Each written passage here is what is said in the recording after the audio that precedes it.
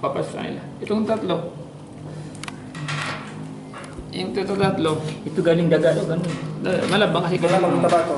Mataba to. Ito galing iligay. Kaya yan. Ito parang butik ito. Wala namang galing papunta butik ito.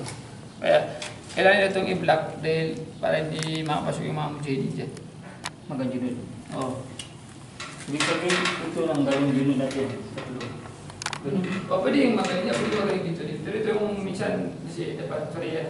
Para hindi ba takot yung mga dito. Kaya pwede rin bumalik, magaling dito, magaling dito. Pero ito yung sa kanila. Kaya yan ang pag-aaral natin ng mga sundalo. Pag dagdag dyan, dagdag dito, kung halimbawa magsimula na yung graduate dyan, papasok ka natin ang talog ng Malina. Talog ng Malina. Kukuha tayo ng halimbawa, yung mga paaralan dyan para magbigay na tayo ng training. Kukunin ito yung mga kapatid. Pag nagsimula na ito hindi ito makakabawa. Pari na tayo kahit anong gawin natin sa Malina. Pwede tayong mag-jilbre. Pwede tayong mag-ganima. Pwede tayong magkuha sa mga paralan.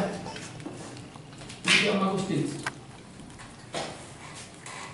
Kaya ngayon, ang tanong dito, ang bilang natin. Kailangan natin, ano ang una natin dito? Ano ang style ng attack natin? Hindi masibasya, hindi masisap. Spirit, ibig sabihin ng spirit. Halimbawa, kung magsimula ko dito, sap, papatay na dito, ganito. Iwan natin yan.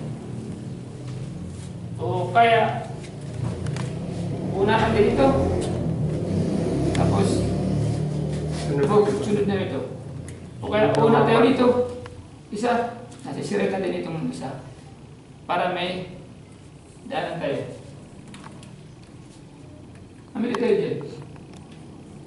Pero kailangan natin makakuha ng isang daanan na heavy para matakot.